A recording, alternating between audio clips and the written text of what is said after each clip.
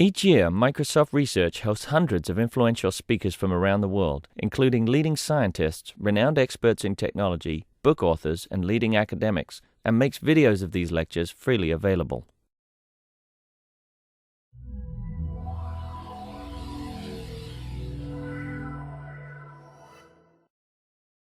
So I'm very happy to welcome Dr. Patricia Akester from Cambridge University. She'll be talking about the legal issues that are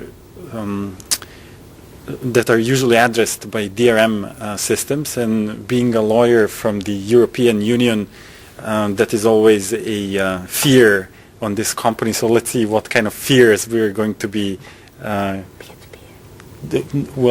peer-to-peer issues related to DRM and peer-to-peer in general. So Patricia, please, it's my honor to welcome you here. Thank you. Darko, thank you very much for inviting me to present this paper on copyright and the peer-to-peer impact. And I think I should start by saying that my initial aim was to write a paper on copyright and the peer-to-peer impact that would actually start with questions and then end up with quite a few answers. In the process, however, what I ended up with was with a paper that should really be called Copyright on the Peer-to-Peer Impact, questions, ... and more questions. And you'll see why. Anyway,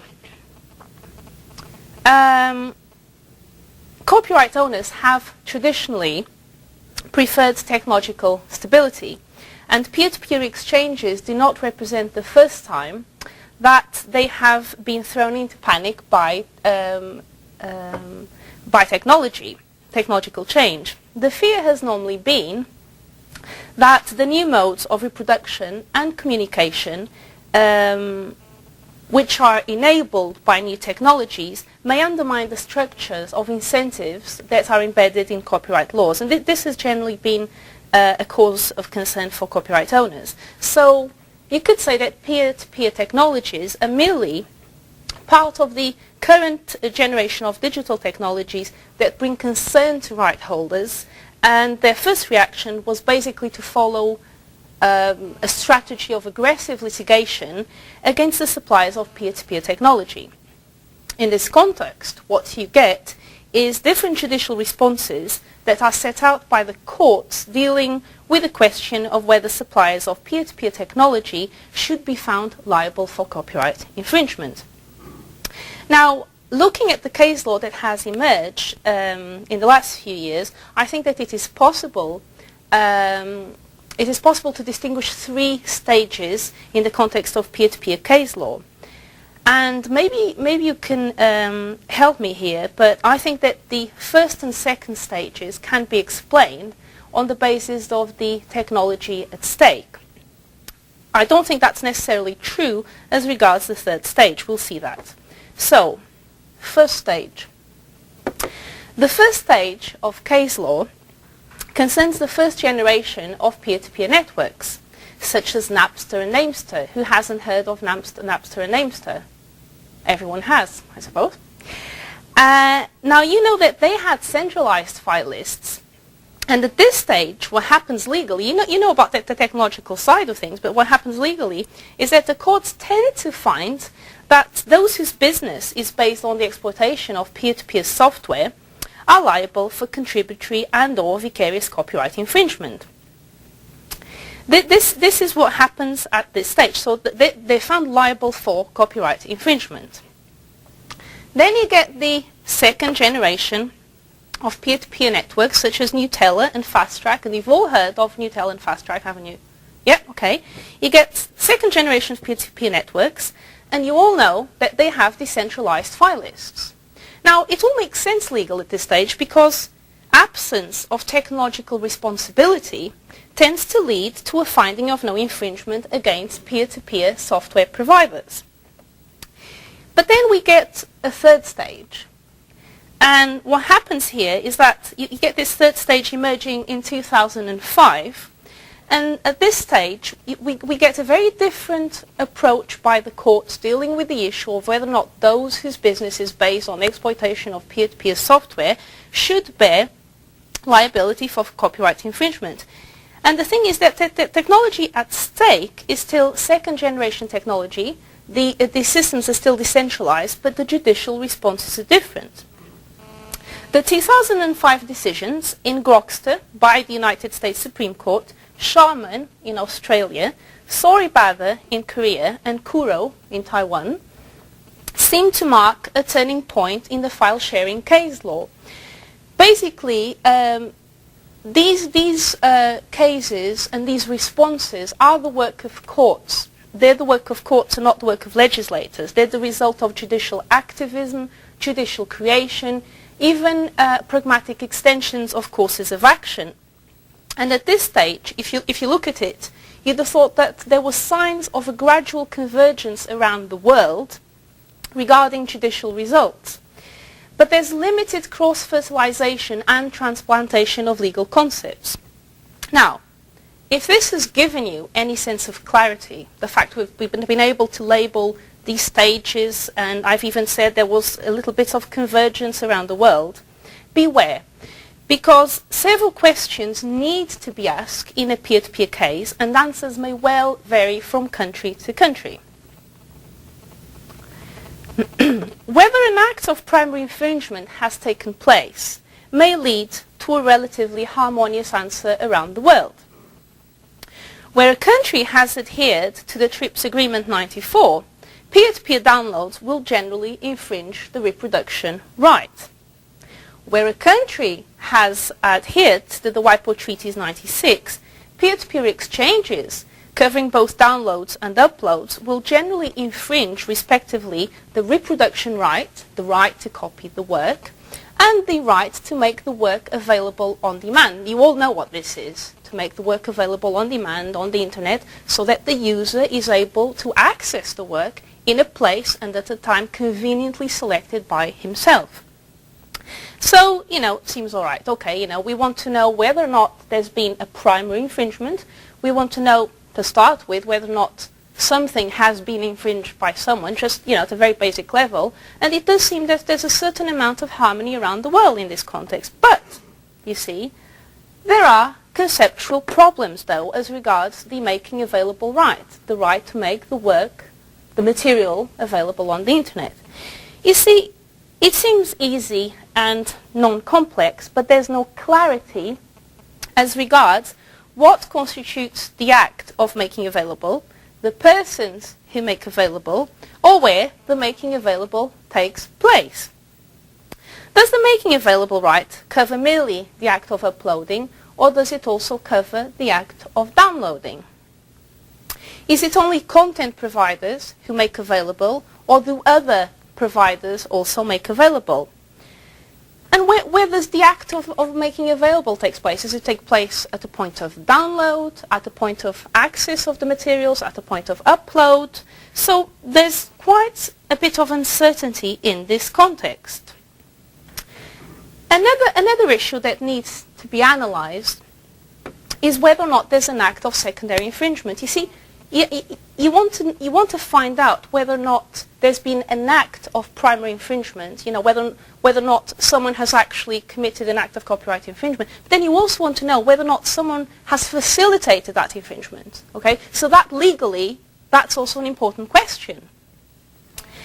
So if you think about this issue, whether or not there's what we call secondary liability, then what comes to mind is the lack of international harmonization in this context.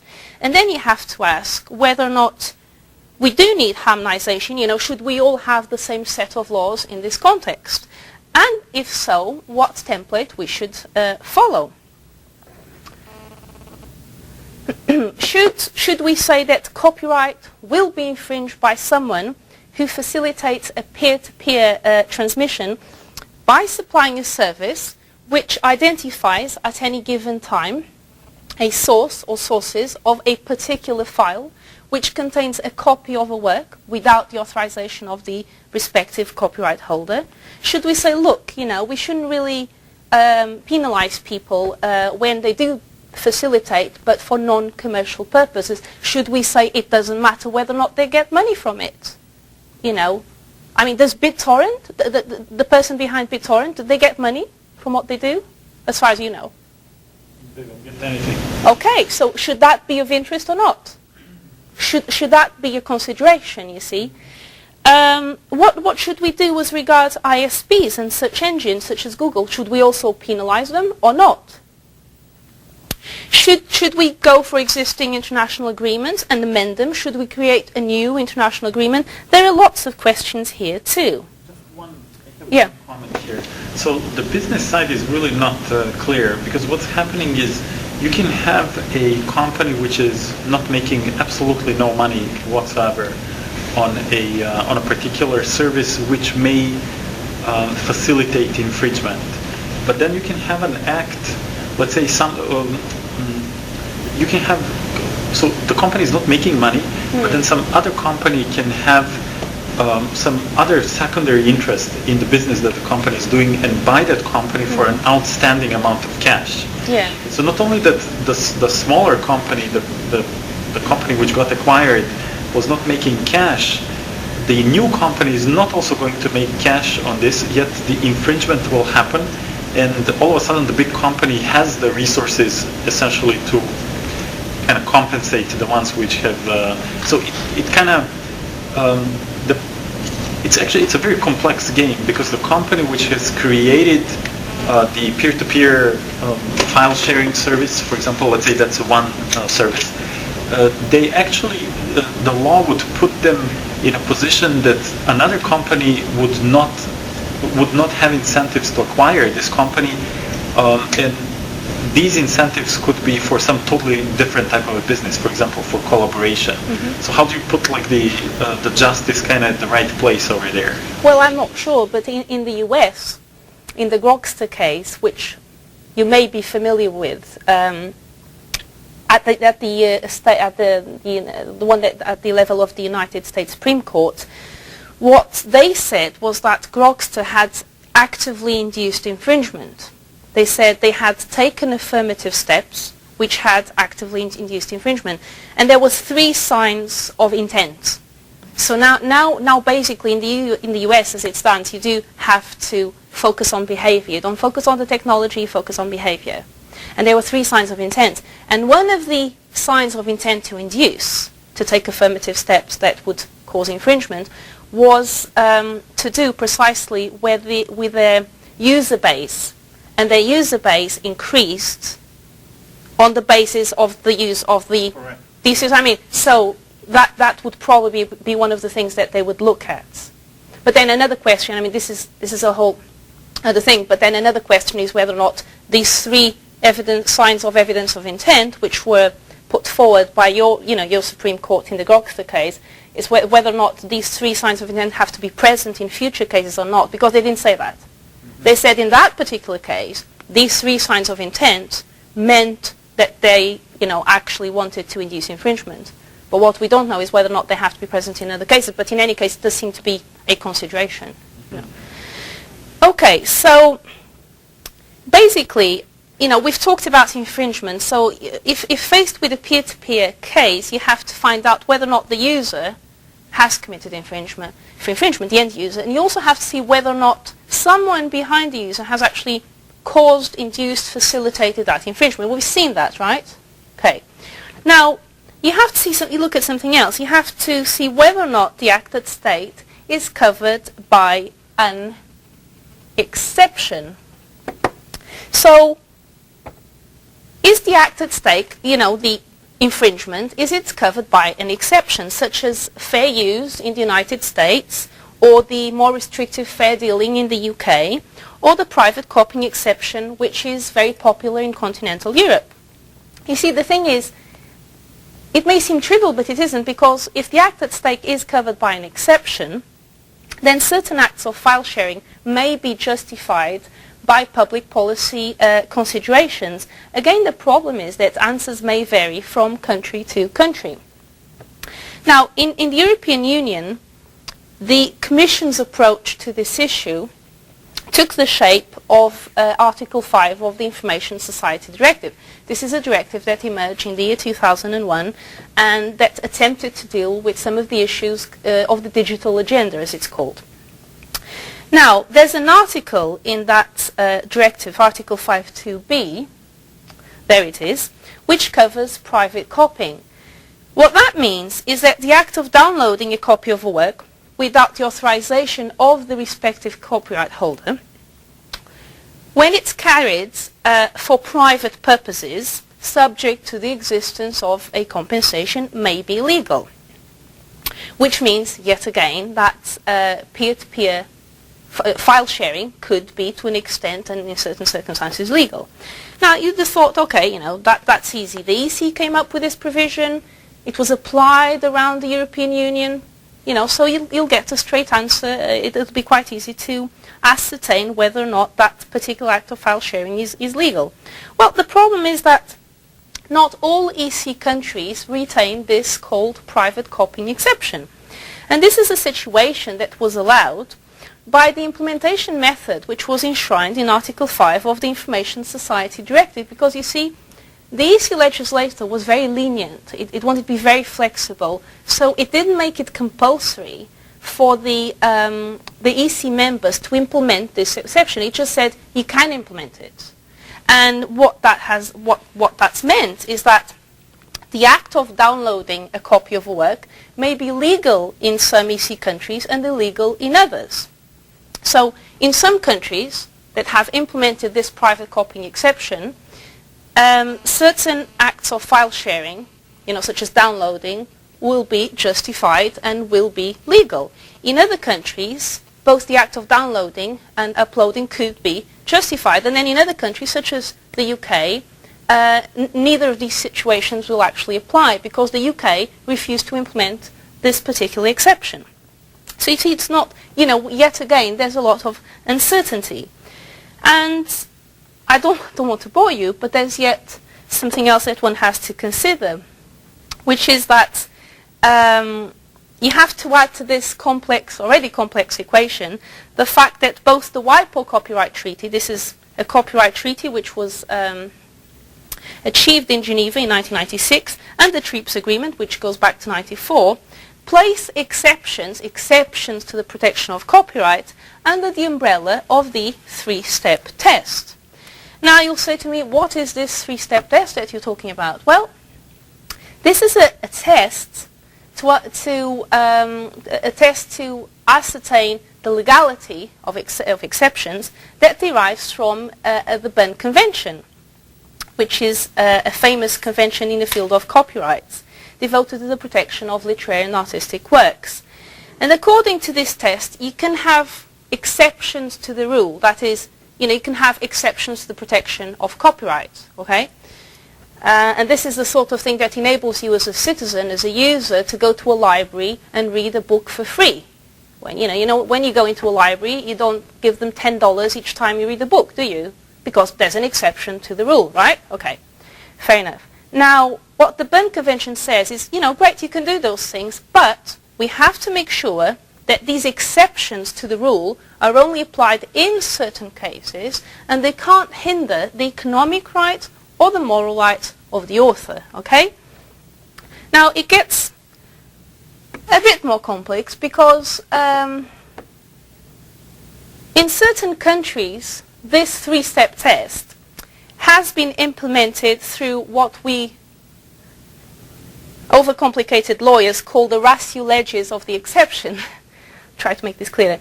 But so the test is sort of implemented through the logic of the exception, which means that when the legislator is coming up with the exception, he already makes sure that that exception complies with the test. That's really easier, to deal with. But in other countries, you get all these exceptions in the copyright law, and then in addition to this, you get another provision, a separate provision, with a three-step test. Now, what that means is that whenever you want to ascertain the legality of a particular act, which you deem to be covered by an exception, you have to see whether or not the act is covered by the exception per se, and then you have to see whether or not that particular act complies, which is covered by the exception, complies with the three-step test. So it's more complex, you see. You can tell how more complex it is. Anyway, the judicial answer to this issue may vary from country to country, and even within a country. And this leads to a certain amount of uncertainty. Consider the famous Mulholland Drive case. Have you heard of the Mulholland Drive? You know, in which there was this French chap who wanted to, you know, he bought a DVD of the David Lynch film, and he got home and he paid for it, he got it legally, it was his, you know, and he wanted to do a copy of the film. But he couldn't. He couldn't because of technological protection measures that were protecting the content. And he went to court. He said, look, I'm a French citizen, and in France there's something called the private copying exception, which I told you about just a bit ago. And according to the private copying exception, I'm supposed to be copying whatever I want to copy in my domestic premises for private use. This is what I mean. So he thought he ought to be able to copy this film, which he had legally purchased, and he wasn't able to do it. So he said, well, I'm going to court. And it was interesting that the Cour d'Appel de Paris said, yes, you're right, and you ought to be able to copy this film for your own private purposes. But then the Cour de Cassation, Superior Court, said no, because it said, yes, we do have the private copying exception, but the private copying exception is not an absolute exception. You have to see whether or not, that's what they said, you have to see whether or not it complies with the three-step test, and the court said, we don't think it does. So you see the uncertainty, you see how judicial answers within the same country are varying, okay? And this obviously reflects on the citizen, the uncertainty. So, anyway, basically, the problem here is that the notion of private use was introduced in the Berne Convention in the 60s. And it was introduced in the presence of methods and processes of reproduction which were available at the time. So the question is whether it is compatible with the digital phenomenon and the technologies for disseminating and recording information that came with it. Certainly, we do have to admit that private copying today does not compare to the semi-negligible activity, that equivalent activity that took place a few decades ago. Now, some people have said that what we should do is just introduce levies throughout the whole peer-to-peer context. Now, levies are payments for blank media or recording equipment that are usually collected and distributed by collecting societies. The problem here would be that would require legalizing peer-to-peer activity, since the statutory exemption defines the scope of the levy, which basically means that you can't get levies for illegal copies. So if the copy is illegal, you can't get compensation. Now actually, this is not purely theoretical, because in France in 2005, there was a parliamentary proposal that emerged that basically proposed to authorize the whole peer-to-peer thing on the basis of a global license system. According to this proposal, users would pay a small fee which would give them access to unlimited downloads of audio and video. They could do the whole thing, and the proceeds would then be distributed between the content owners. More than 13,000 musicians signed a petition in favor of this system, but others, such as Johnny Holiday, I don't know if you've heard of Johnny Holiday, were completely against it and said that this would not compensate for the loss of the losses derived from falling CD sales. Anyway, in the end, the French loi sur le droit d'auteur et les droits voisins dans la société d'information, implementing the so-called famous Information Society Directive, rejected the global license, but it kept the private copying exemption. What will happen? I have no idea, because they still have it there. For now, though, it's easy to conclude that where right holders and their representatives take legal action against individual file sharers, at least in the EU, results could be quite different from country to country. I'll just give you an example. In Britain, the phonographic industry began tracking file sharers in October 2004. And in January 2006, January last year, the High Court ordered two men to pay a combined amount of £6,500 because they'd been uploading files. So basically, they said, you uploaded, that's wrong, copyright infringement, you have to pay £6,500. But in a French decision, which was released last year, a French judge said that both uploading and downloading were fine, because they were covered by the private copying exception. See? Uncertainty. Now, the question then emerges as to whether more harmonization is required in the context of exceptions to copyright. Should we harmonize? Should we all go for the same platform? The reasons for differences, though, are diverse and reflect cultural, historical, and other differences.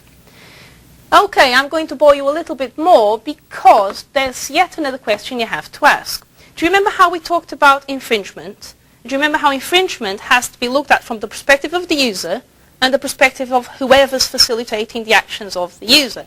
Okay, then we looked at the exceptions as regards the activity of the user, right? Now we also have to look at whether or not this facilitator that we talked about may be covered by an exception, by an exemption, which would justify their behavior, okay? So, you have to consider whether the peer-to-peer software provider may be deemed an ISP, an Internet Service Provider, and if so, whether their activities are covered by a safe harbor. And here two answers may diverge. The first emerging question is whether peer-to-peer providers fall, in Europe, within the Electronic Commerce Directive's definition of information society services. Now, the articles are there, the article and the recital there, and if you look at Article 2A of the directive, it states that an information society services is any service normally provided for remuneration at a distance by electronic means and at the individual request of recipient of services. If you just look at that, it seems that the activity of a peer-to-peer software provider may not be covered by the scope of the provision. So you have to say, right, okay, no exemption would apply here. But look at the recital, because the recital interprets and prepares the provision that follows. The recital says that the information society services extend to services which are not remunerated by those who receive them. Okay? So it does seem that peer-to-peer providers may fall under the definition of information society service, as set out in the Electronic Commerce Directive, where they provide online information, search tools, or access to a network. The second question, and I'll be brief, the second question is whether the peer-to-peer software provider is covered by the exemptions foreseen in Articles 12 to 14 of the Electronic Commerce Directive. Broadly speaking, service providers providing information society services are exempted from liability in the context of mere conduit, caching, and hosting. Okay? Mere conduit, the mere conduit exemption covers automatic intermediate storage of information in the process of carrying the transmission. The caching exemption covers the automatic, also temporary storage in order to facilitate subsequent access to that same information by other users. And the hosting exemption covers storage of information provided by users of the service and at their request, for example, on their own website. Now, it seems that whether or not these exemptions apply will depend on the technical features of the peer-to-peer software provider at stake, which are evolving in any case. Now, I'm very conscious of two things. One is that this is probably been a bit too prolonged for you, and the other one is that having analysed the different legal issues involved in ascertaining whether or not those whose businesses based on the exploitation of peer-to-peer software should bear liability for copyright infringement, I'm left with a feeling, which you're probably left with too, that any sense of global certainty in this field is but an illusion. The speed of change enabled by the new technologies has meant at times that mutations occur more rapidly that our institutions can adapt, making it difficult to know if our working assumptions and categories of understanding about the world are correct. And this is also obviously true about copyright. But where doubts emerge as to the truth of its underlying rationale, a comforting option to ascertain the correctness of its precepts is to see how some of its principles are put into practice in the most primitive corners of the world. And I'll leave you with this quote by Dame Marilyn. She's an academic in Cambridge. And the quote goes, in 1998, people in a village called Goryong decided they wanted to purchase the tuned words and carving of a particular tambourine spirit from the neighboring village of Seryong. 10 men, who claimed to be the descendants of the originator of the spirit voice, lined up to receive payment. The Goryong purchaser called each by name and placed money and other items in his hands, as well as handing over a live pig. The men took the pig back to Seryong and cooked it and distributed it among the villagers. Thus, the transfer of the spirit voice was made public. And this is the important bit. The transaction enabled the Goryong to sing and dance in the name of this spirit. Thank you for listening.